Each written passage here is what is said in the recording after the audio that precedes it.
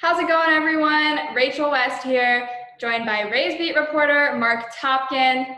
Well, we've got Game 6 tonight, Mark. Rays trail at 3-2. They're in a must-win situation. It's going to be the biggest game of most of these guys' lives, but they have faced elimination before in this postseason. It won't be the first time for that. Went to a Game 5 against New York, Game 7 against Houston. So do you think that recent experience is going to be helpful in any way, maybe alleviate some of the pressure? Because, it's like we've been here, done that. I think it definitely will, Rachel, and I think that's probably part of the reason why the Rays, who did interviews yesterday on the off day, seemed pretty calm about this, pretty matter of fact. Austin Meadows, in fact, just basically saying, you just got to treat it like a regular day. I mean, look, we all know it isn't. We all know that's really not how it's going to be. But yes, they have gone through this just in the last couple of weeks. They were. They lost Game 4 against the Yankees. They put themselves in the situation of a Game 5. They won it dramatically. They had the 3-0 lead against the Astros. They lost 1, 2, 3 consecutive games in a row. They were really on the brink there. They came back and won Game 7. So I do think it's helped them that they've gone through the experience, which they also did last year against the Astros where they lost. And then obviously this year to have gone through the experience and won, to where they have a little bit of sense of calm and probably a little bit of sense of confidence as well. Yeah, and with their season on the line tonight, they've got Blake Snell starting for them. No pressure there, right? But as you mentioned, you did a great job with your story yesterday, talking about him getting the start. His dad was talking about how prepared he is for this moment.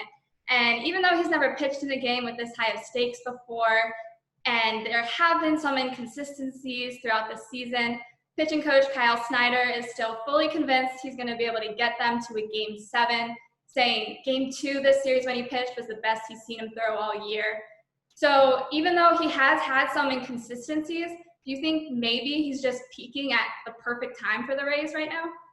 And that's certainly what they're hoping. And the fact that he did pitch so well in Game 2 of the World Series, and he pitched really well in Game 6 of the ALCS. It didn't work out. If you remember, Cash took him out. He was very unhappy about it. He said a bad word when he was walking off the mound, we all saw. And then Diego Castillo came out of the bullpen and blew it. I mean, that had been the first, game the Rays really lost because of their bullpen. So you look at it that way and say Blake Snell pitched really, really well in Game 6 of the ALCS, which was a huge game. He pitched really, really well in Game 2 of the World Series after they lost the opener, which was what Kyle Snyder was referencing.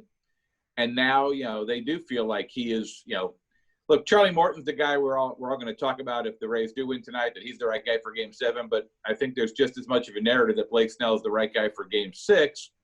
And, he signed his contract to stay here. He signed an extension. He loves being here. I know he said some silly things and, maybe some stupid things along the way about, his thoughts about coronavirus and not wanting to play, if he didn't get his full money. But I think all that is aside right now. Blake Snell is a very competitive person.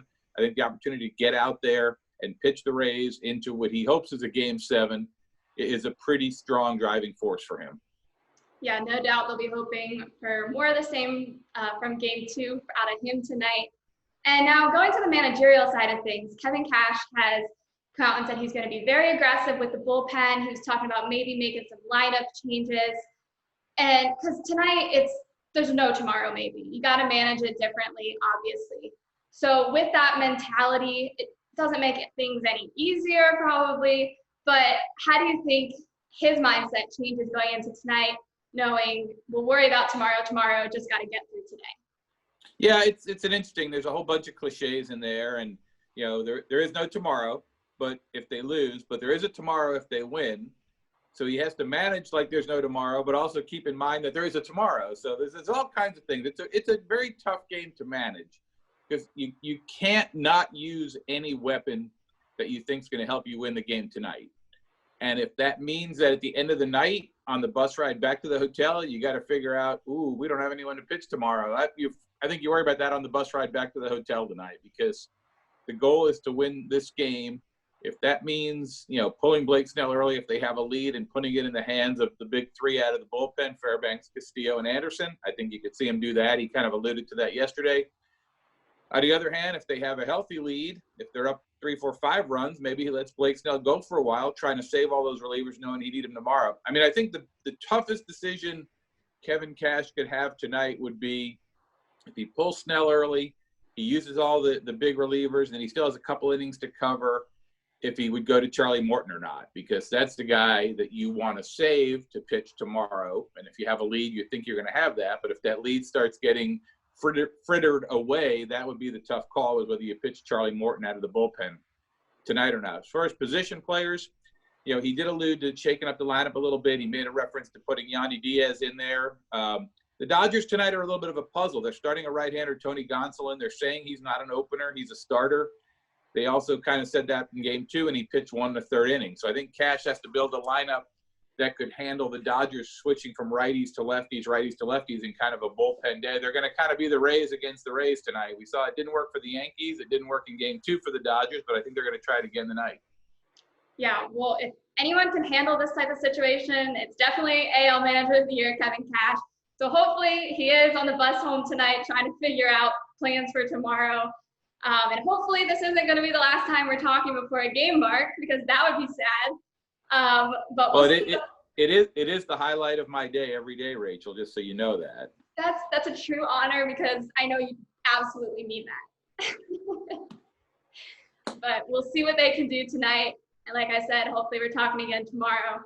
But everyone, for tonight's game, make sure you're following along with Mark on Twitter and Sports by Tampa Bay on Twitter throughout the game. And as always, be sure to check out tampabay.com for all of your World Series coverage.